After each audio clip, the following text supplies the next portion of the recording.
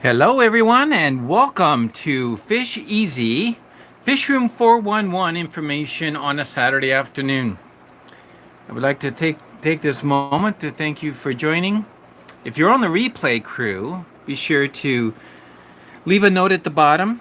Please feel free to put down, I'm on the replay crew, say something about that so that we know and don't miss you. Welcome everyone, and thank you for the thumbs up. We're looking forward to just a discussion on some of the things that's going on. Let me backtrack just a little bit.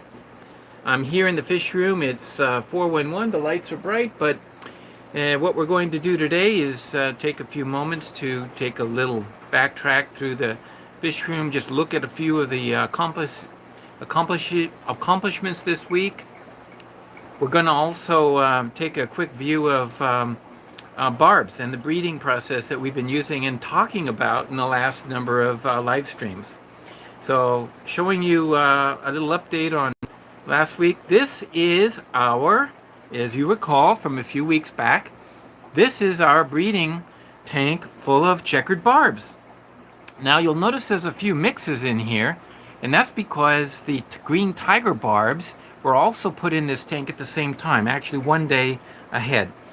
So what we learned is that the tiger barbs didn't do so hot. One pair of tiger barbs did, so far I've counted a total of about 9. Just 9 green tiger barbs.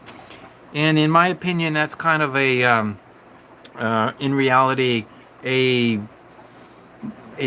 not such a great success because when you have green tiger barbs, you should be able to get 100 of them.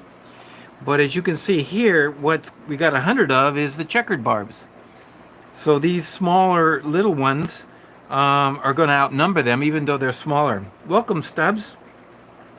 I did see your video. We're going to talk about it in just a minute, because I'm adding a new feature to the weekly video, and that is I'm going to be actually discussing 3 or so videos that I've watched over the past week that I think are admirable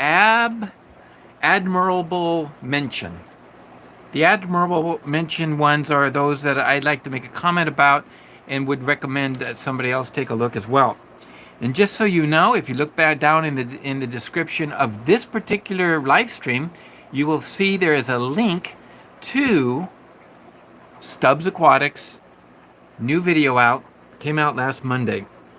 Now, just we'll get to that in just a minute. First of all, I want to thank you all for joining, and there's some checkered barbs here that are really looking smart. I'm going to have a nice group. That's what I like about breeding in this kind of a fashion. You get a good supply, and you go to the local fish store and you end up buying, well, I got to get a group, and I got to get 6 or more, so I end up buying 6. And they just don't display, they just don't act, they just don't behave the best at 6. And Odessa Barbs are like that too. I would recommend 12 or more to get the real impact of what they're looking like and how they're behaving. Now, on the idea though is if you breed your own, you got that luxury. Look what you have. You have like, I have 100 to choose from. I might just keep a good little supply of checkered barbs, maybe 8 males and 4 females for breeding. I'll pick them out. I'll have a tremendous little display, and that will go really nice in a tank, at least 12 of them, and then I'll sell off the rest. And so I'll get probably, checkered barbs don't cost that much. Hey Malik, hey Red Laser, thank you for joining us today. We're going to be checking out several things that are, what is that? That is a pleco. Another secret weapon I have, cleaning up the tanks. You see how I don't clean up the glass. That's a ancestral pleco that goes in and just makes all the glass shiny. You'd think I'd have a cleaning lady come in and take care of all the cleaning in these tanks, you would think, looking at that, but no. My secret weapon is a small young ancestral pleco. I have one in this tank too with these are German blue rams, and you see the pleco down underneath there. And you see, they do produce some waste. Yeah, they do make a little of a mess, but it's easy to siphon out. But what's really nice is you don't see any algae mess. The algae it used to be in this tank that was just covered everything is gone. Now you ready for this? In our barb breeding facility, tank number 4, where the we used to have we used to have we used to have the electric blue, or as Mr. Z would refer to it as electronics blue, electronic blue, German blues. No, rather, I put together this on Tuesday and threw it together, and I decided to throw some things in there. Hey, Steve, welcome, and thank you for joining us today. I threw in our normal barb breeding tank, and we're going to be talking about the setup and even in more detail with the little harder to breed barbs. I am now sitting at Tuesday, Wednesday. I took out the barbs. I actually threw in here, well, can you tell from my nomenclature? Maybe not, but that's my little code for green platinum tiger barbs, GPTDs, Bs. So I have GM TBs, which are green moss, and I have green platinums, and these tiger barbs are in here. Now they don't breed as much as the green moss or the regular tiger barbs. When you put them together, you don't get as much. I'm really not expecting a lot of fry, but if you look real close, you see on the glass. I'm going to zoom in. There it is. It's moving. You see it back right on the right hand side? They're now sticking to the glass. It looks like a sliver, and it's going down, down, down, down, down. It's kind of dropping down. Let's see if I can get a better shot. It looks like 2 of them only because it's a reflection in glass. But what you're looking at is a green platinum tiger barb. So I've seen 2 or 3 of them at once yesterday. Today I don't see any except this one. And that's the case for the first few days. Hey Reggie, I can't believe you joined us today. We're going to be talking about many of the things that you were asking about earlier this week. So I'm glad you're with us. Now, in this particular tank, you'll notice that it's the same setup we used in the other one. We took little stilts. I used just PVC cuttings, slices of it looks like 1/2-inch pipe, and just made them all about, 3/4 inch, 1 inch in height. And it holds up this fiberglass matting that's used for barbecuing. And then on top of it, I threw in a wad of this. Well, it's not looking so great. It is actually Java moss with a little Java fern there in the corner. But that's the same one we used in the tank with the checkered barbs. So I just moved it over, and the fish don't notice that the plant is not doing so hot. They don't even notice it's not green. I threw in a yarn mop just because I wanted to, and I wanted to see if that would help. I don't know. I've tried breeding green platinums before, and they're a little more difficult. So why is that? It has to do with their genetics. When they grow a little slower. It's very similar to the concept of growing electric blues. Our electric blues are looking great, by the way, right down here. The electric blue rams, this particular batch is, as you can see there, they're just not growing as fast as regular German blues. Some that are even younger than these, but in German blues format, are actually bigger. But these are all growing pretty much the same with each other, so I know genetically they're doing quite well. And a quick look, since I'm already down here, let's just look at the lower tank where my catfish are. All the Synodontis that we've raised since, since we've been live streaming a few weeks. As you can see, there are a ton of them, and you're looking at probably 1/10 of what's in here. When I throw some food in there, let me just kick in some food. I'm gonna kick in some food here, you see, and we're gonna see what happens. As soon as the Synodontis sense there's food in the tank, they start coming out like bees. They come out like bee hives. They start swarming, and they're everywhere, and they go erratic. It looks like maybe the rams got them. They're in the back. They're starting to come out. They start zipping around faster and faster and faster and faster. And then you see a tremendous amount of what's really in here because they tend to stay in the caves. Look at them come out of the cave. Woo! You would think. Wow. Hey, Roman, thank you for joining us today. So glad you could be with us. And of course, wow, this is just tremendous. So that gives you an idea of what it's like. I'm hoping that they can grow well in that till one day maybe I'll get them in a larger tank. But for now, they're doing quite well. And there's our blues, electric blues, that is. And I'm gonna get up and let's take a final look at the young Discus. They're doing well. They're looking good. These, what they came in, most of them came in orange this time. Look at the stripes. The stripes on this one are actually orange. Orange stripes. So I really don't know what they're going to look like when they get bigger. The parents are ready to go down on eggs. They have been doing their nuptials all week long. And the male has been pressing the female, and right now she's getting dark, and her ovipositor is starting to protrude. So I'm expecting eggs tonight.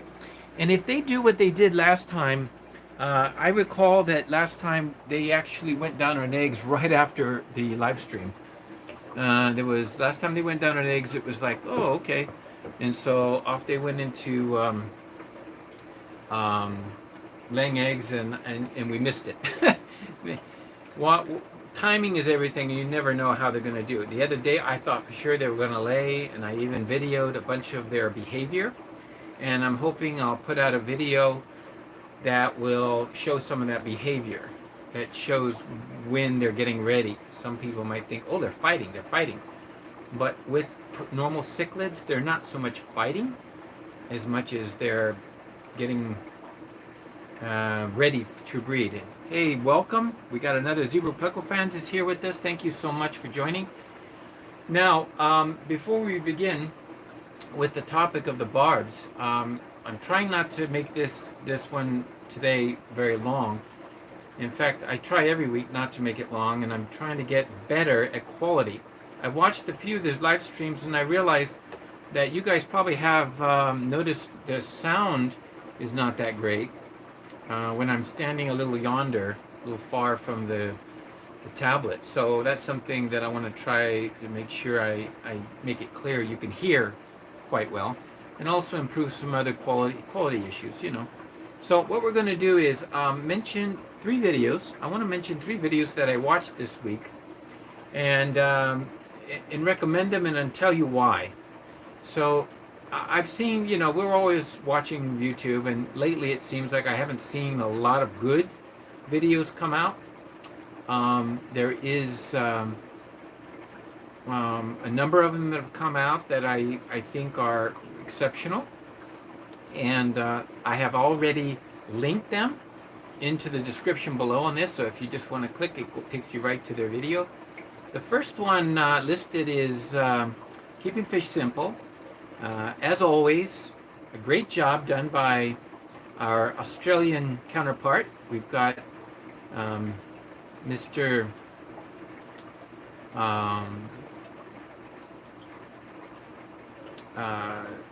Keeping Fish Simple down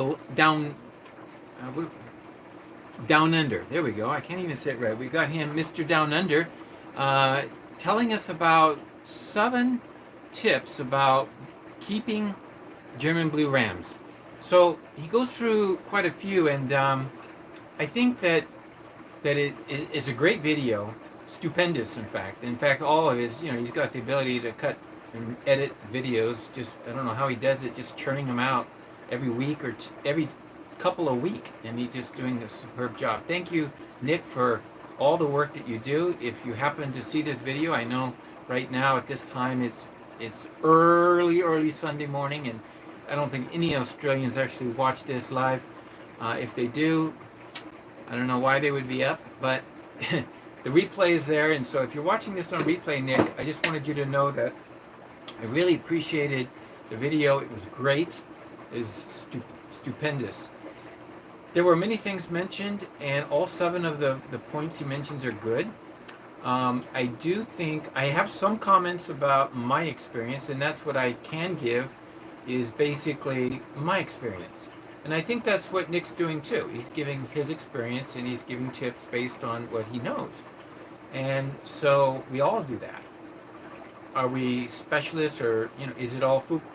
The reason you can't be dogmatic about a certain aspect of any fish keeping is because simply the things that we do in our fish room don't work in other fish rooms. Or in our tank, it doesn't work in other tanks. So it's simply a fact that the water conditions are different, the environment is different, even the genetics of the fish.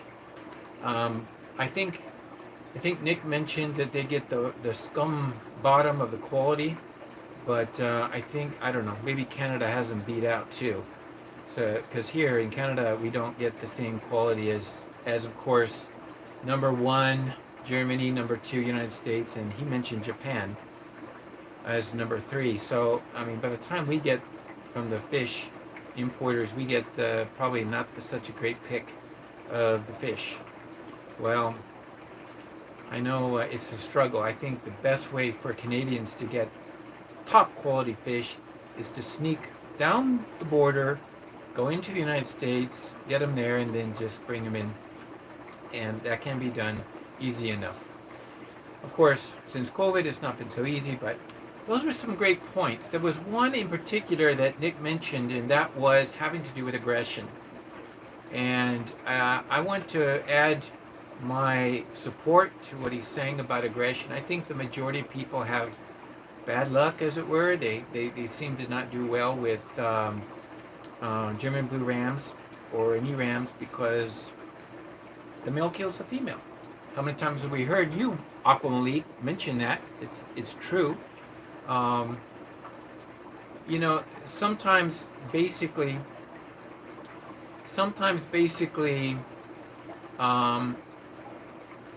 people don't realize what aggression is. Here's a tip for you all to notice when there's too much aggression. The female is in the corner of the tank.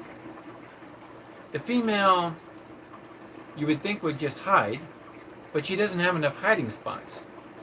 Bad scenario. So every time the male sees her, he's going to chase after her. He's going to try to get her to breed. She responds with either one of 2 actions. She turns her body, bends it, and shivers. When she does that, she's ready to breed. She sees the male coming at her, and she shields herself by telling him, hey, yeah, I want to get it on too. So in that way, there's a reaction. And then that's when he doesn't attack her, but he starts nudging her, and he starts showing her, and they start, doing their dance. But if she's not in condition, what is going to happen is she's going to run. And when she runs, he runs after her. And now he starts nipping at her. And so if she can't get away, that's it. So that's a sign that she's not in prime condition. But the most obvious condition is her coloration. When the female ram is in condition and ready to breed, she starts getting darker. Her belly is swollen, she's got eggs, and the pink rosy spots on the sides of her belly are starting to show. That is how you'll notice that she's in condition, and that's when she's most likely going to react. Okay, so what about the female that is not in condition? Color loss, yellow gone, brown, the bar across her body, sort of the band, it's the horizontal band, starts to appear. Normally it's not there. Normally it kind of goes into the background, you don't see it. because she's displaying all of her colors. But when you start to see the band, you know that she's in distress. So what can you do? I think the biggest mistake that people make when it comes to aggression is not just allow for hiding spots, but you need to break the line of sight. So if the male is on one side of the tank, she needs to be able to get to the other side and he not see her from the other side of the tank. Because what he's going to do, you're going to see her from a distance and he's going to dart over there. But if there's a break in the line of sight, now I've done this and shown this a few times. I'm going to show you a couple of tanks. One is this one, how I've actually broke the line of sight. This one in the back, right now I have the Borellii in there, but you'll notice this plant sits in the middle. Just sits in the middle. So if the fish are on one side, I got other stuff in the way, sorry about that. If the fish are on this side, the males are on this side, the female will go to the other side. He won't see her, he won't dart after her. It gives her a break. Over here, he comes over, she darts back to the other side. So that gives her a way of escaping. Okay? And here's some incestuous babies just growing out. They're doing very well. Now, here's another tank that we just looked at, but you may not have even noticed. The male here, he was beating the tar out of the female when I first put her in here. I've left them in here together. I didn't want to separate them. I wanted to keep them going, but I went ahead and threw a couple of other objects in here. These are, of course, breeding types of objects, but they are ways that she can get away from him. And when he's battling her, when she's up in the corner, like way up here in the corner and just hovering the corner, you know she's in distress, and she has nowhere to go. So she's just going to take the brunt. But notice now, she's got her little cave. She's kind of hiding back there, but she'll come out. She was over there cleaning the breeding site the last couple of days. If you look closely, let's see if you can see the breeding tube is starting to come out. See if I can get it focused. I don't know if you can see it. Right down there. I can see it clearly. It's kind of hard to see. There you go, right there. See? The little bump. Okay, so it's there. And his came out as well last night, but they didn't go down on eggs. So I'm expecting any day. But this gives her a chance to get around behind an object where she's not going to be attacked. So that's something to consider. So those are the two examples of how you could provide and, just sort of be able to master the aggression. Because the aggression is what is really going to cause a lot of issues, because when their fish are under stress, I don't know why, but I noticed that when fish kill other fish, they attack, and they don't have to take chunks of flesh out of their opponent in order to kill them. All they have to do is put them under duress long enough for the stress to kill them. That's why when they finally kill them, you don't see bites taken out. There might be some scales missing or whatever from the chase, but it's not like, some animals where they fight. Stress is what is going to eventually get them. So when you see them up in the corner, that's the time to do something about it. People don't recognize these identifying marks, and so that's why sometimes it can be difficult. But apart from this particular subject, I just wanted to get back to the video. It was a great video. I recommend everybody watch it. It's just wonderful. He's got some beautiful footage, scenes, and just gorgeous fish. He's had them for a long time. Going on to the next video.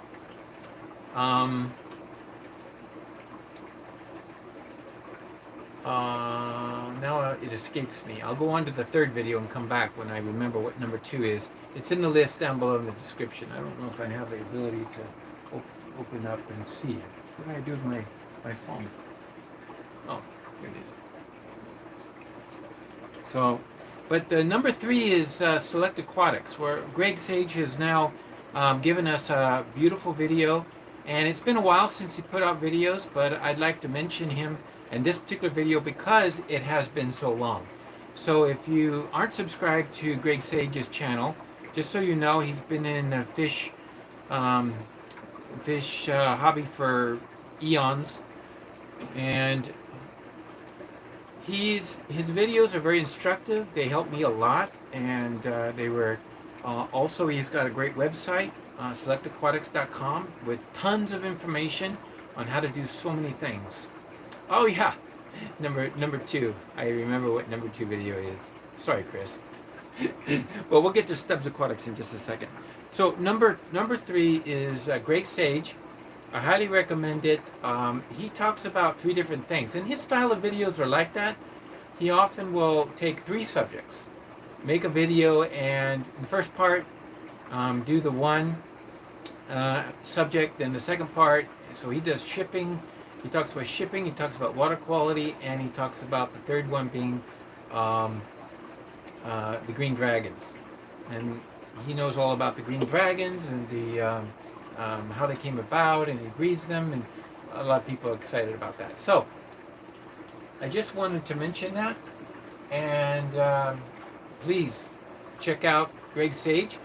Greg, if you're listening today, I know you're in the fish room doing your stuff. If you're listening to our video, I greatly appreciate that. Thank you. Now, the third one was also kind of related to this subject today, and that is Barbs. Stubbs Aquatics has actually put out a beautiful video on Odessa Barbs, and this particular video, he's got great footage, and what I like about his beautiful Odessas is that they're very dark, super red, and he has them in ponds in the summertime, and as you know, he's not in Florida. He's up north of Toronto, so he's here in Canada, and he's got a nice arrangement, and it's an interesting video. I really kind of like the format where he kind of breaks it up, and you're watching a fish video, and then all of a sudden you're in the car driving. It's sort of like a Jimmy style, vlog, if you know what I mean. But the Stubbs video on the Odessa Barbs is extremely good. It really shows a lot of neat things and how he's doing it. I thoroughly encourage everybody. Of course, as you know, I am personally one that breeds the Odessa Barb, and not everybody does. But since I do, maybe I'm a little, what do you call it, biased, and so I kind of like that video. But anyway, so if you're interested in that video, please take a look. The link is down in the comments below. You can just check out the 3 links of the 3 videos today.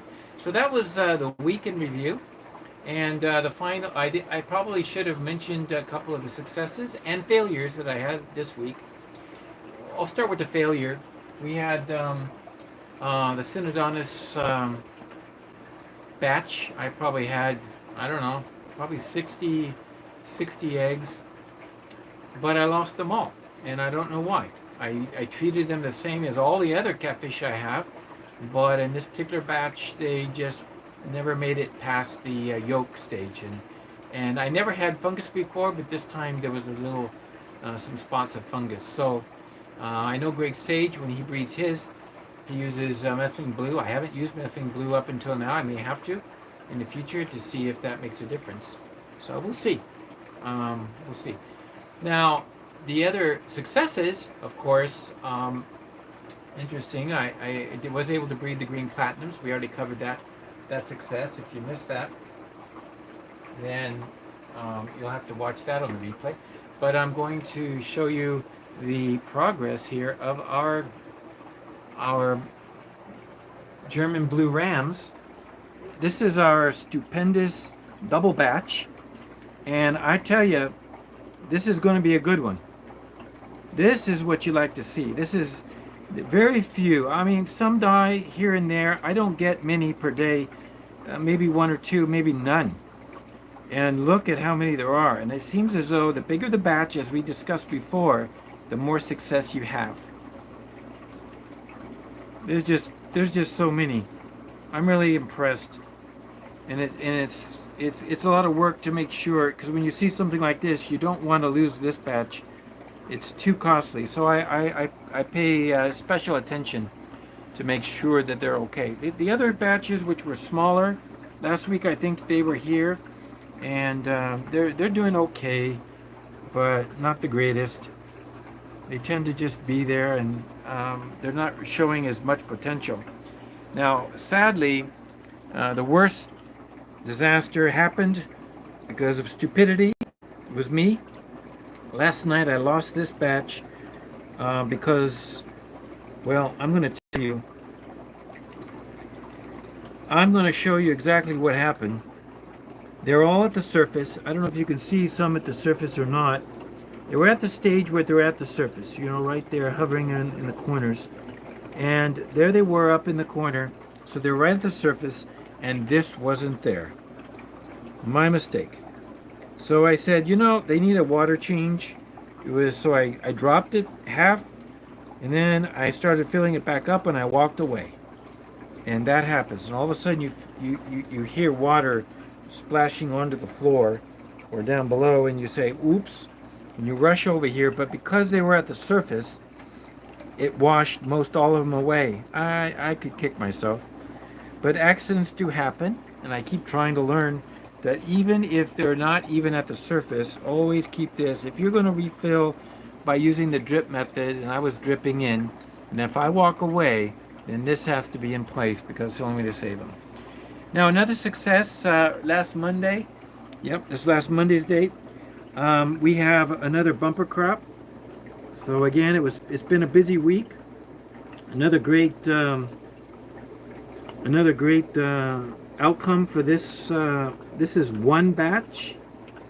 This is at a pair number 6, a new pair number 6, and I couldn't believe how many they had. There's just so many, and there was only 12 eggs that were turned white. I only lost 12, and the rest they're going to be free swimming in a day or two. And then of course 2 days later I got eggs. It looks like they've now hatched, and I've got to do something about them. But there were quite a few white eggs in this one. This must have been, let's see, that C pair. I don't know why they didn't produce. I had another, I call it a failure only because when fish lay eggs when they're not supposed to, or what they're not supposed to is lay eggs on the filter. And they laid eggs on the filter this time, on the top of the filter, and of course I don't think a single one was fertile. And they weren't fertile because I don't think the male even knew she was up there laying eggs. I don't know. So on the sponge filter at the top, you know, she was laying eggs, and she didn't do the dish. If she had done the dish, it probably would have come out okay. So that was another loss. But they breed again, and as you can see, the good thing about it is I don't have space for every single batch that is laid. So I'm kind of glad that when there's mistakes, I got plenty to work with, and it's no loss. It's actually probably a hidden blessing. I don't know. Maybe it's not a blessing, but you know what I mean. So it's a natural way. Yeah, Roman, very heartbreaking. That's how it is, you know. To lose it, but it's your own stupidity when you flow out at something like that. You know, it just happens. I have, in the past, knocked over one of those containers, and when that happens, you just like, oops, and they're gone. You can't pick them up off the floor. They're so tiny. I've had small fish when they fall into the sink. I'll give you a secret. That's another tip of the week. I'm going to show you a tip of the week of what happens when a fish gets dropped or spills into the sink. It will often be on the bottom here in the wet area, and you want to pick it up, right? What I do is I take a credit card. It's a super thin one. This is a super thin one. It's an invalid credit card, some used gift, you know. So I take this one, You put it on the floor next to the fish and gently push it onto the credit card. And then you can pick it up and then you put it into the back into the tank. And if you catch something like that, if it jumps out of your container, and I keep this right here at all times because I want to grab that credit card when I need to, and I want to use it to pick up the fish. If you try to pick it up like this, you either crush the fish, especially if it's small, or you're just not, it's not gonna work. So I hope that tip for the day is something you might think about. Try it. If a fish falls down into the sink, use a credit card, a thin piece of plastic, like that, super thin, and that one's very flexible too. It's not stiff, and so it works perfect for that aspect. So now let's go on. I wanted to, let's see, we covered all those things, the review of the videos. Okay, that's it. So we're ready for discussion a little bit more about harder to breed barbs. So this came up because Regis de Andrade in California was asking about barbs, and he asked me about snakeskin barbs. And I have had snakeskin barbs. I had them in California before I moved here, so I couldn't bring them. And they are located in the local fish store. I saw some the other day in Fanatics on Dixie. They had a supply of snakeskin barbs. Snakeskin barbs are interesting. Oh, Reggie, you're in Oregon. Yes. You know, I just immediately thought California because I was thinking West Coast. Yeah, thank you for that correction. So Regis is in Oregon. Same 3-hour difference, though. Thank you for joining us on this afternoon. And I have experienced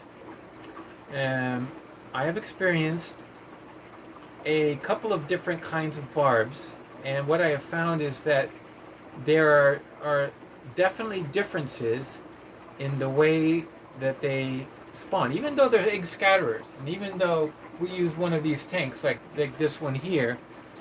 They're basically going to be set up the same way. So here you go.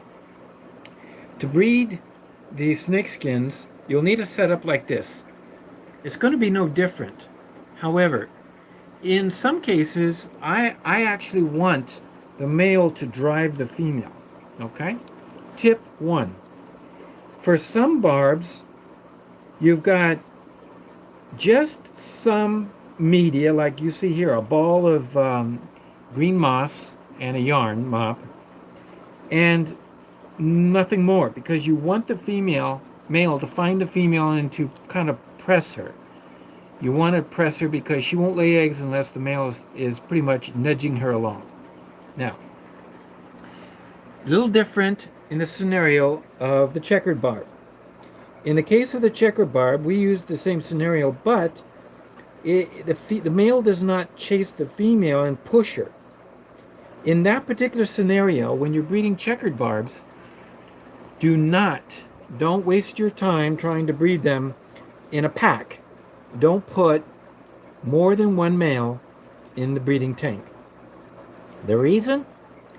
Very simple.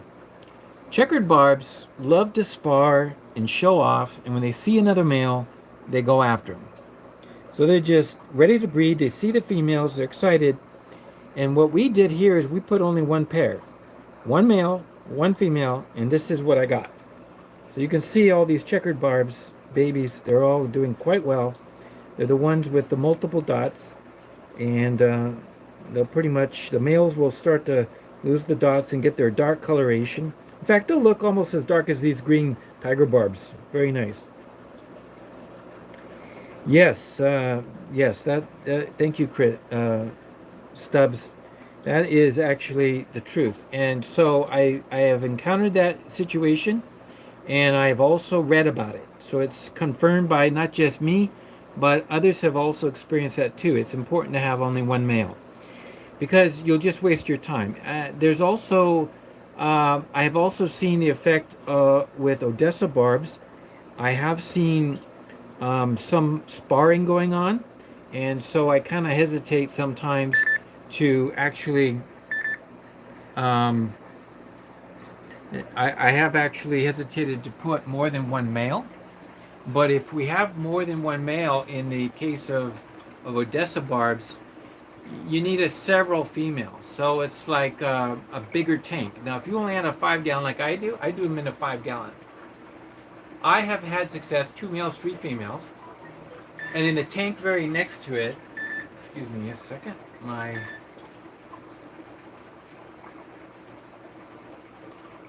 okay, I will check that, sorry about that. So what's happening is a smaller tank means that the males are fighting for more of the territory of the females. And so in a smaller tank, I put 2 tanks together. I put one pair of Odessas in one tank, and the very next tank next to it, I put 2 males and 3 females, or something like that, or 3 males and even more. So I just put a multiple group. And what I found was that in the outcome, the Odessa Barbs that were just one pair produced way more fry than the multiple. Way more fry. Why is that? Simply put, the male was not busy sparring, the male was giving attention to the female. So that's where he is giving attention to the female, and therefore they're just nudging one another along. Now, in the case of the checkered barbs, when we bred them, you didn't get the luxury of sitting there watching them as they went. But it turns out that as they were breeding, they were just kind of swimming around together like a pair. I never actually saw them. All those fry just appeared, but not once did I ever see them in the act. Yes, I've seen the Odessas in the act. I've seen tiger barbs in the act. But the checker barbs are a little bit, a little more shy. They don't want to be caught in the act. So, I don't know when they did it, but they just kind of, as a pair, just kind of went around, and probably a moment here and a moment there, and spreading those eggs out, and that's all it took. And voila, a good batch. Now let's go on to another barb. Now we're getting more similar to the snakeskin. And this particular barb, I do have some. I'll show you. Let's see if this is, maybe this is okay. I don't know if you can see it. Let me just move my light a little closer. Oh, I'm got the camera in the wrong direction. Okay. So looking at this tank, these are males. This kind of, you see the one with the 5 or 6 stripes? Not the one in the back with 15 stripes. That's another barb very similar. It's also a super shy. I think that the African banded barb or the Angolan barb that you see in the back is kind of elongated. It's very long. It looks more like a salmon shaped, in my opinion. It's a pretty neat fish. I love them, and I have quite a few now. But just so you appreciate that fish is super shy. But these hexagonas, hexazonas barbs, or some people call them pentazonas. The reason they're pentazonas in some shops is people just keep seeing the 5 stripes and think, well, it's penta, it's 5. But right at the caudal base, there is a 6th bar. And it's not pronounced in many of the aquarium bred species. I actually have some of these same fish, but younger ones growing out in the tank here. Let me just see if they got a better shot. So the same fish, these are younger ones. There's a hexazona right there. You see, there is actually 6 bars, but the last one is very faint. All of the ones you see in the trade actually, from what I can read, are actually hexazonas. And the pentazona was what people called them a long time ago before they realized that they're not the pentazona after all. So you see at the caudal base of this one, there's 2 faint bars. One day I saw in a local fish store, there's a female that's kind of less red. You see her? That's her. Those fish, I saw them in the local fish store one day, and the last bar at the end was very pronounced. And I thought to myself, now, I would have grabbed them at the time if I could have, but I think that their genetics were a lot better because the sixth bar isn't so faded. So that's what happens. But let's talk about the breeding of these hexazonas because they're a lot different in that in this case they don't do good.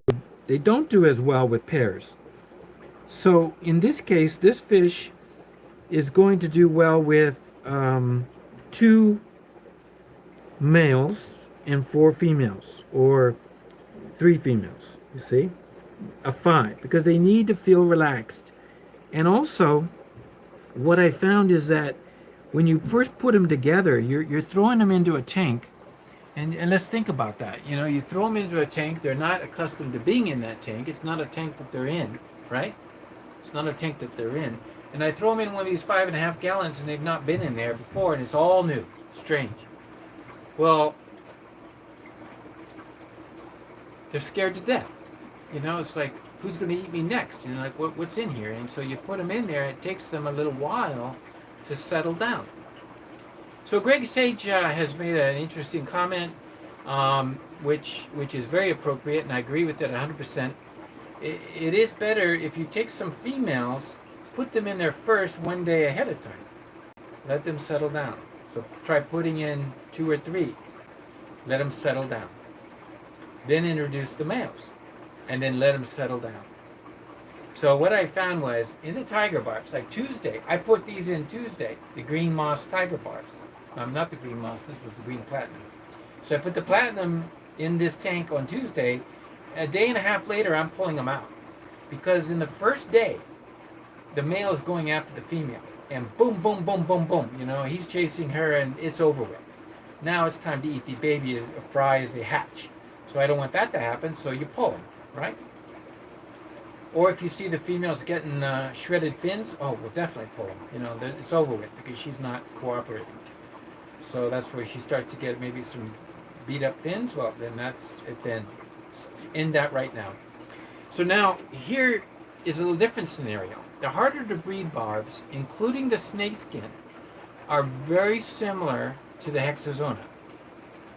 The hexazona and even the African banded, which are also called Angolan barbs, they need to have multiple partners, like a little group. It makes them feel comfortable. And I'm also going to try something in the future. It was recommended, dither fish. The best dither fish I could think of to have in a tank like this that I'm breeding is a fish that I have in this fish room.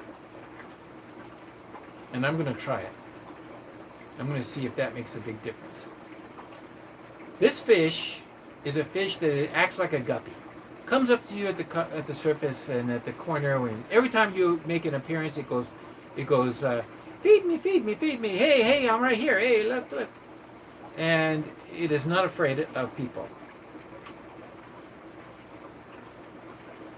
Fishbrella Corporation, thank you for joining today. And he makes an interesting comment. Place the female in, next day place the male, and take them both out.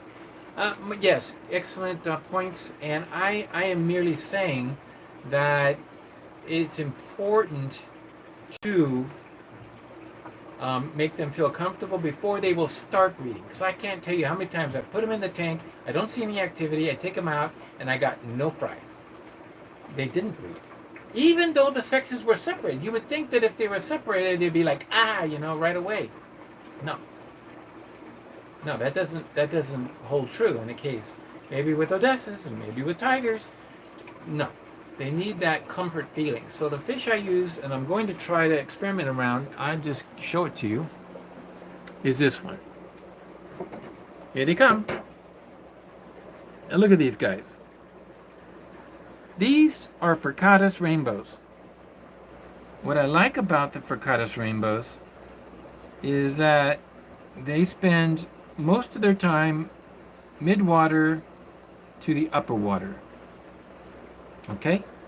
They hardly ever go down to the bottom, and they don't really feed off the bottom. If you look at their mouths, they're actually kind of upturned a little bit. So they're like, in a lot of ways, some Danios. because they're really not meant or designed to be feeding off the bottom. So here's the idea. Um, if I were to use those fish as comfort fish, if I put them in, maybe one or two of them in there, they're going to be at the top swimming around. And so that's going to make them feel secure. The other make you feel secure system is to add something that I didn't have in this one. I didn't have in the tiger barbs, but I did over here when we bred the green tigers with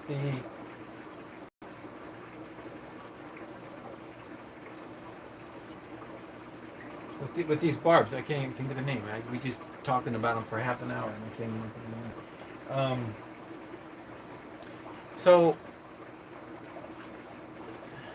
checkered barbs. Thank you. I'm losing it. Maybe I'm tired. So the checkered barbs are somewhat like that. So I put actually floating plants. You see along here, floating plants. These are pieces of hornwort that I have. I have a few tanks that's producing more hornwort than I think I can find anywhere. It's just, it grows like, it's tremendous. It's crazy the way the hornwort grows in some tanks. But then I put it in a tank like this and it all dies out. And I have to keep putting it in and it all dies out. And I keep putting it in. There's something about these tanks. Look at behind me. You see the 4 tanks behind me? Doing great. Hornwort dies out every time. I just put some new fresh hornwort in there yesterday. It will die out. Don't know why. Conditions are all the same. I changed the water all the same. Everything's all the same. But for some reason in that tank, the light is the same. But for some reason, they're just not good. I don't know why. So that's probably half the battle right there, right? That's the big issue. Getting them to feel comfortable. So in that particular case, if I'm going to do snakeskin barbs, or if I'm going to do the hexazonas or the including the African banded, what I do is put a lot of plants, more plants than just a little ball of plants. They have to feel very comfortable hiding in the plants, and also I anticipate. So you might be able to watch them, but since they're so skittish, it's hard to see when the females have dropped their eggs. So what I do is I put them in there and I'll let them go. Okay, thanks for the tip on the plants melting. Okay, I don't know why it's the same scheme for the water changes, but yeah, maybe that particular tank is just needs to have less water changes. I don't know. So what I do is, going back to the barb breeding, just have plenty of plants, plenty of hiding spots, and I can't see them so much because when I walk up to the tank, they hide. So I have to anticipate. I have to watch for activity, and I will leave them in there a lot longer. Leave them in there together a lot longer. Now, in the future, we're going to get our little breeding setup going. This one here. If you're new to the channel, there's looks like 15 of you out there watching at this moment, and you'll see that little project we got going. This particular project right here is a tank in which we're going to have water flowing from the left side up and over to the right side. There will be a false bottom or netted bottom, and the water will flow from the bottom over to the left side. So that will be a way of keeping the fish in here for a longer period of time, and they won't be able to eat the fry because the fry as they hatch will eventually be just kind of drifting in the current over to this side, and when I see them in this side, which will be there, I'll be able to siphon them out and put them in either a breeder box or something. So that's the way it's going to work, and the whole setup, we'll go over the setup once I get it in there. So that's the other means that might be good, and it might turn out excellent for situations where I'm breeding the harder to breed barbs. It might be a way of doing it so that they feel secure, they settle down, and they're egg scatterers, so they're gonna do their thing, and then the eggs, I might get a lot. There was a video I watched earlier this week. It was about egg scattering and breeding, and it was I don't remember right offhand, but when I watched it, I thought, oh, I'm gonna get I'm gonna get some tips, and it wasn't what I thought it was. It was more like, how can you set up your tank, your community tank, so that even though your egg scatterers are going all over the place and breeding all over the place, how can you get the babies to survive? How do they thrive? How do they keep from getting eaten? And the bottom line was, she said, yeah, you might get a few grow to maturity. Well, I have a story about that. And I've had this occurrence in my fish room several times here. And in California, it was a really interesting case. I had a bare tank. I cleaned it out, got it all ready, and there was nothing in it. And it was right next to my big tank. It was just, a fresh setup. And I like to have an extra tank like that sitting around, just there ready for when I need a sick fish or something, and I want to just throw a fish in there, and I can do that. Well, one day I walked up to the tank. I was about to, I don't know, clean out the bottom or something. Maybe it was kind of a detritus was starting to form. I don't know. I just remember walking by and looking inside and just seeing what was there, and it had been empty for about, I would say, a week at least. And I looked, and I saw something move. And I looked really close, and I looked, and I saw something move. And I was like, what is that? And so, I had to really strain to get a good look. But it was definitely moving across the bottom of the glass. It was a fish. A baby fish. It had sprung out of a bare tank. I couldn't believe it. I began to call it the Immaculate Conception. I thought, well, this is like, what fish is this? I had no idea. So I was going back to the day, or trying to remember the day of when I set this up, you see. And then I realized that there must have been an egg on the sponge filter. There must have been an egg on that sponge filter. And I had taken it and just moved it over into this tank to keep it going. And so I was so excited. I took pictures and I shared it with my online friends, and I wanted to see what kind of fish it was. And as it grew and it grew, and I thought, let's see, I had wide bar silver dollars in the tank next to them. Is that where I got the sponge filter? I wasn't sure. There was another tank at the end, and it had some rosy barbs in it, and I was like, I'm not sure. So as the fish began to grow, sure enough, it developed a dot right at the base of the tail. I don't know, Greg Sage, if you remember that story. That was something I was corresponding with Greg back in those days, and I was all excited about what could this be? What a story. And it turns out that it was a rosy barb. It turned out to be a male rosy barb, and what was very unique about this male longfin rosy barb was it was not just the rosy barb, but it was the what do they call those fluorescent looking ones? They're not glowfish, but the rosy barbs that are, the coloration is more like a pastel. I mean, really rosy, but I got some awesome video of him. Yeah, rosy barbs. He says, I swear your grandma can breed them. Yeah, I can breed them without even the parents. It was just amazing.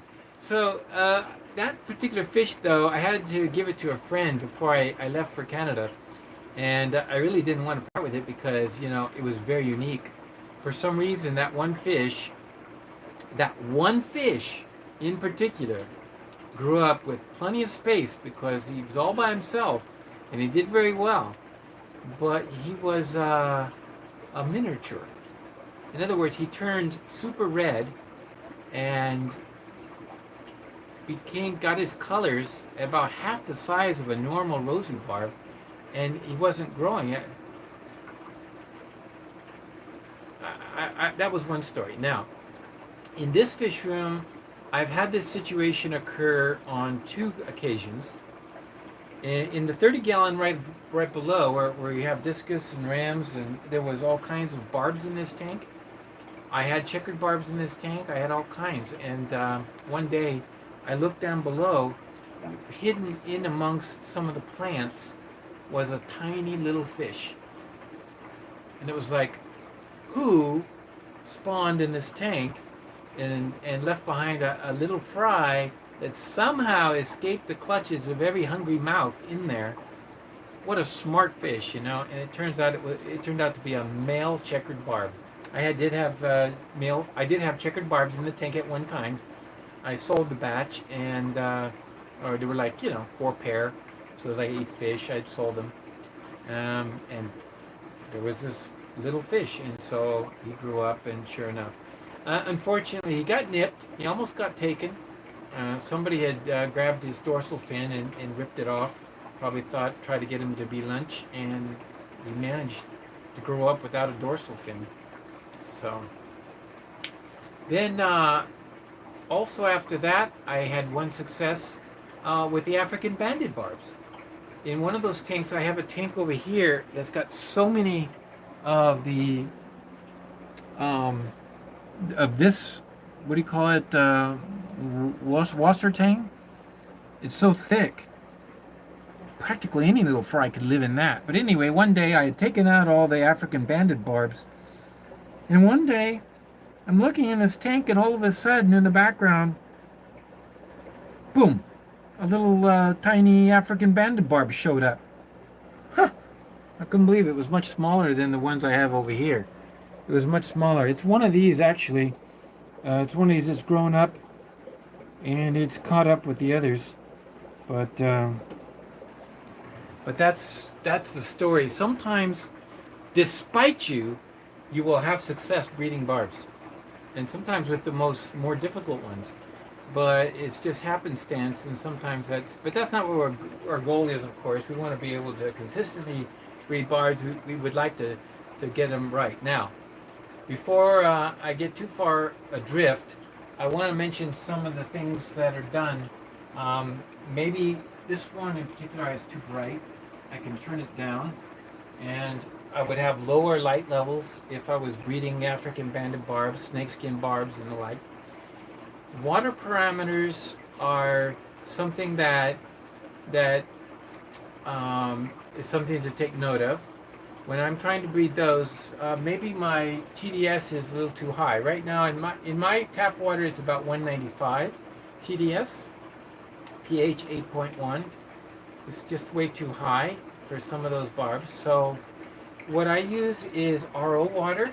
I'll fill it with RO water, and you can add in a little bit of buffer if you want to give it some mineralization, but just a little bit. That keeps the TDS real low, in the 20s, in the range of 20 to 30 TDS, parts per million. And then, of course, to make it a little more acidic, that's when I might use oak leaves, or I do have some, in one of these containers here, I have a few leaves I can use, catappa leaves. So you can use some of those, but since you're leaving them in longer, this is where it's a longer setup time. So you gotta be very patient. You gotta do what I did over here, set this up, and then you gotta start working with the water parameters. Then you gotta start putting in the leaves, and then you gotta watch the pH, make sure it starts to drop a little bit, get it down to 7-ish or below.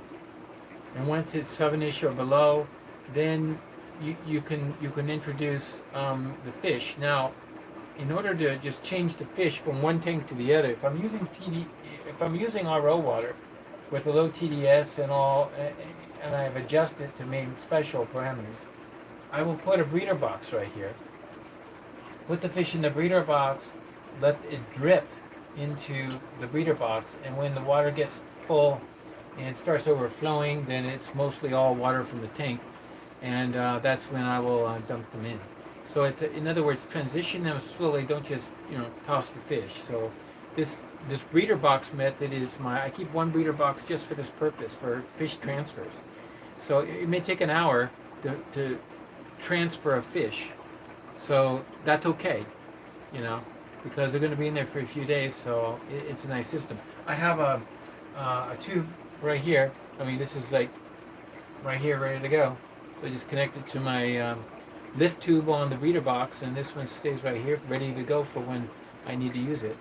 And so I have a valve here, so air is, poised and handy dandy. So it's been water parameters, and we talked about leaving them in longer. There's all these tips are really because you have maybe some fish. These particular fish are maybe a little timid and shy, or wild caught. So sometimes wild caught fish can be like that, and so that's why it's kind of a good idea to be patient. Patience is very important at this stage.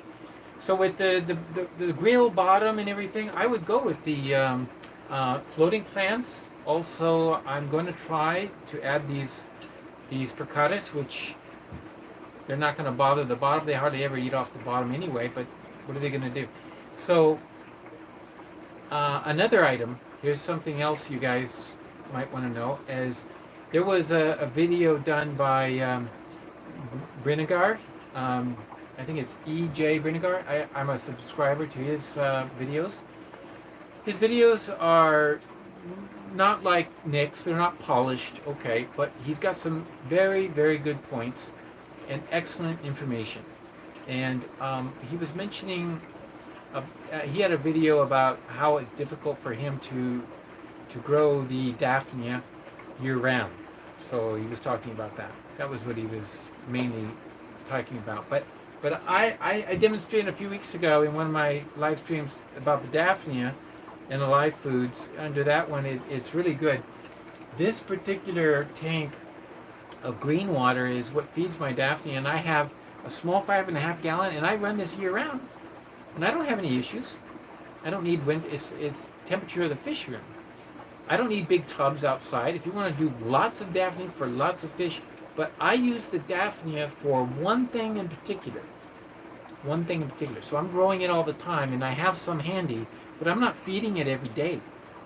I'm letting it multiply and get a little more highly concentrated, and when it comes time to feed it, I'm feeding, like for example, the Discus, I'm throwing Daphnia in there because they're about ready to breed.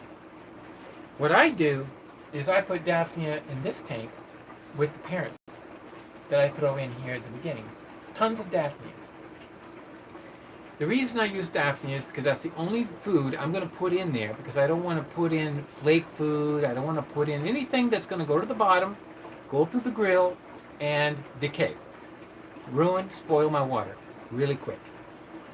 No, keep the high maintenance on the high quality on the water. I'm going to only use live food, and it's going to be Daphnia only, because Daphnia is the only live food I have in here. It lives in fresh water. Baby brine shrimp will die if it gets down below the grill. And so I keep the Daphnia, and it just lives in there. And even if the parents don't eat the Daphnia before I take them out, it's in there. And it's not hurting the fry. The Daphnia won't touch the fry. In fact, when the fry are big enough, they're going to start eating the babies that the Daphnia start throwing off. And so the Daphnia becomes a food source. Until finally they get big enough and there's no more Daphnia in the tank. So it's a win-win situation. And that is the food I feed the parents when they're in the breeding tanks. Daphnia. It works perfect because I can also overfeed them, put a ton in there, and leave it. So as long as I see some Daphnia swimming about and the parents aren't eating them, I know that they're content. They've eaten enough. They're full. They're ready to go. So that's the other tip. and it works great, and I really highly recommend it. It would really assist in, if I'm going to leave the harder to breed barbs in the tank, then I'm going to actually want to use the Daphnia to feed them. So that's why I have the Daphnia, and I keep it. I'm using Daphnia magna, and that's what I have currently. And I have a friend who still has some of the cereal Daphnia, and I'm going to try to get some more of that one day. And I'm going to use the cereal Daphnia too for this particular application, because it's much smaller Daphnia. So it works great, not only for feeding the parents, but then the little ones will be able to snack on the cereal Daphnia. I've had Daphnia living in the tank, a whole colony, growing and swimming about in the tank when I had eggs, and I was waiting for the babies to grow. But of course, eventually, the Daphnia disappeared. Well, that's those are tremendous amounts of tips and tricks for the week. Let's see, any questions that anybody has? It's a great fish fam out there. I really appreciate. It's been a wonderful experience being able to share some of the things. I enjoy sharing information because I think that's what it's all about. And when we share from each other and join each other's YouTube channels, when people are able to produce something, like I learned tremendous things from you too, Stubbs. And you know, I watch it, and of course I don't have maybe the same application, but I learn and I see, and I realize that I've always wondered how to really bring out that dark, beautiful coloration on the Odessas. I've gotten into some tanks, and sometimes they just look gorgeous, and other times they're kind of, looking a little bland. But it depends on the tank, it depends on the substrate, depends on a lot of conditions, and I never knew that if you put them in ponds, they also tend to darken up. I have one comment to make about your video, Stubbs. You've got to teach your wife that it's fish easy. Fish easy. She had difficulty with that. She wasn't sure what to call it. But really, it was a great effort to put out a video like that. And when we share with each other, we're really encouraging one another. We're experiencing something that is wonderful to just enjoy the hobby, enjoy each other's fish. Right now, we have to do it via videos because can you believe it? Can you believe it that Aqua Malik has never even been in this fish room?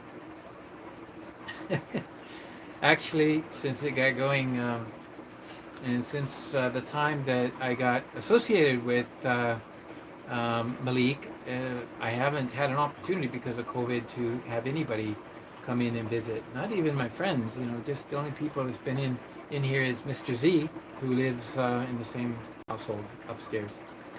So next time, maybe in the future, we'll have an episode that features some more things with Mr. Z. He also has a fish tank in his room, and he's got some interesting fish, and we'll have to take a look at those. I gave him 4 little Odessas for his little tank, and they're, although small, they're really darkened up and really look nice. 4 males, and I'm like, how did he do that? He's got this really dark substrate. Well, I have dark substrate, but I don't know how he does it. But they're really looking super sharp in his tank.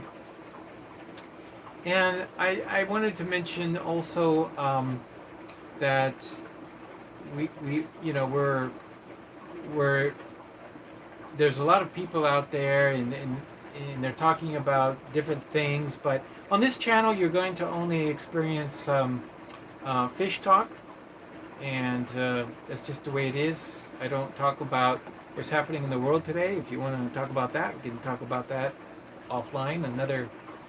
But on these fish channels, I prefer to leave it as educational as possible. So share the word, tell others that they can try to pick up pointers, and if it helps them, it helps them. Regis, if this is what it takes to get you a little nudge towards reading those snakeskin barbs, great. when I get more tanks and I get a little more space and I can manipulate the barbs a little bit more, I will be jumping around and getting some snake skins again. My dear friend Bill, who, bless his heart, was just going down some stairs and fell and broke his ankle and had to have like 7 pins put in. It's just terrible. He's gonna be laid up for 3 months plus, maybe more. And so Bill has a nice little colony of snake skins. He's dying to have a hand at breeding them, and so I know he's got some that I want to. Maybe I can get some off him in the future. These are how we share fish. We get some with each other, and you pick them up. And Jonathan, wow, you joined us today. Thank you, Jonathan Walker Clements. And any other questions? Um, So, here's some. I didn't see this comment. You must generate a lot of money. No, not a lot of money. And when it comes to generating money, I pour so much money back into my fish room because I buy the highest quality foods because I want it to be the best. Um,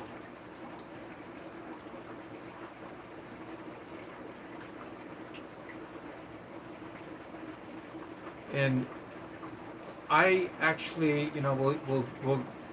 here's a tip. When you're making a little bit of money and you've got a little group, sell your fish back to the fish shop, but take store credit because you get more in store credit than you would get if you ask for cash.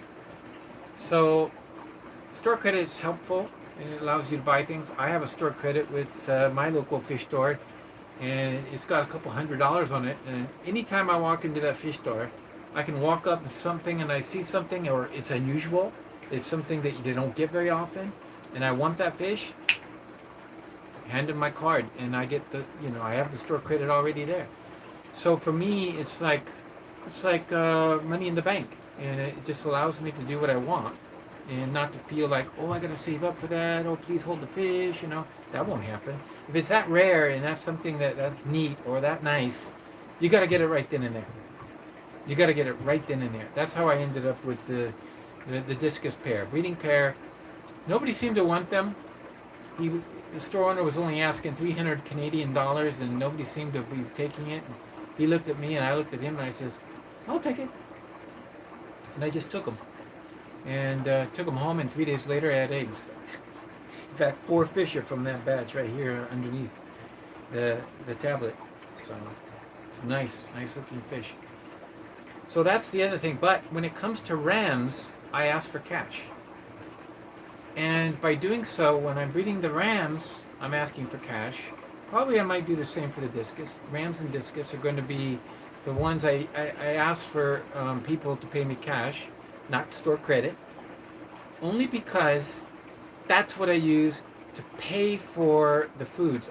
I am now running through a 16-ounce can of baby brine shrimp every 2 months. That's $85 Canadian that I'm spending every 2 months in this fish room. So that's $40 a month. So you can see, it can be expensive. And that's, I try to buy 2 cans or more so I can get free shipping. That saves money.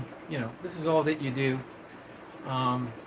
I don't have enough grow out space, so I'm working on rectifying that situation, and that will happen someday. But in the meantime, I just have to focus on the few fish I have, and it works out well. Now, Kijiji is like a Craigslist in the U.S. It's the same thing. It's people selling things. Like, for example, the tiger barbs. I've never sold them to the store. They can get them so cheap. I won't get much money or anything for the tiger barbs, but I'll get a batch of tiger barbs, and when I'm ready to sell them off, I'll pick out the breeders, the next generation breeders, the ones I'm breeding for, and I'll pick out, maybe 4 males, 4 females, 8 fish, 10 fish, because of aggression, maybe 12 fish, and I'll just keep those, and everything else I'll sell as a lot, and I'll say, I got 50 tiger barbs, and I'll put it on Kijiji or classified, and it'll be gone. They'll be gone over the weekend. Somebody will say, 50 tiger barbs, I want that. And I'll sell them real cheap, you know. I'll get more than I would have got from the store, but it's like I'll sell the whole batch, and I'll say to myself, you know, what did it cost me to raise this batch? Now, as you saw, I only ended up with 8 in this case, but I got a number of, looks like I made up for it in the checkered barbs. If I get even $1 a piece, this we're looking at, I could turn this over in an instant for $100. So I'm getting the progeny that I want to get out of it. I want to get the young, and I want to check for coloration. I will put together my green tiger barbs again before I sell off the parents. I want the next generation, but I won't choose from 8 fish. This is just not enough. I know I can breed more, so I'll probably set up 1, 2, 3 tanks when I get them available. Right now they're kind of occupied, but then I'll set up 3 tanks, 1, 2, 3, and I'll go pair, pair, pair, and then try to get them all at once. Maybe one pair will throw 8 fish, but the next pair will throw 100. So whichever pair throws me the what I want, poof, you know. And I've already selected the best from the last generation. So the pairs that I put together are all nice fish, and they've already been selectively selected or selectively bred. So I'm going to put together, and I'm going to do them all at once and get a nice batch. They're all the same age. They'll all grow up together, and that's the way to do it. So even when I sell the batch, I get $50. They grow so fast, the tiger barbs, that I don't think I would have spent $50 in costs just for those. So I still even make money, but not that much on tiger barbs. But at least it's my, remember, this is not meant, or my fish room is not a business. It's just a hobby. And so the fact that I'm actually enjoying the fish and breeding the fish for the fun of it, and watching these little babies grow and finding out what you get, and you get the surprise here and there, and you know the wonderful things about it. You know, this is it pays for itself, and this is an expensive hobby, but it pays for itself if you can get it to the point where you're breeding in this fashion. You're getting lots of production, and especially with fish like the rams, you know, especially fish that like the discus, you know, they're definitely going to pay for themselves, and they're going to pay for the food and the things you need. So I hope that was helpful to explain that a little bit. And I like what Red Laser says. You have to feed your passion, literally. So there's my passion. Okay, got to feed them literally. It's time to eat. So thank you very much, New Local Austin. I hope maybe you're new to the channel. It's great to see you. Give us a thumbs up. It's time to give some thoughts. There's looks like, I don't know, looks like there's one comment here. Maybe one of the moderators, I don't know if it's possible to remove it. Looks like it's in some foreign language. I guess it doesn't matter. Doesn't mean anything. Somebody's spamming.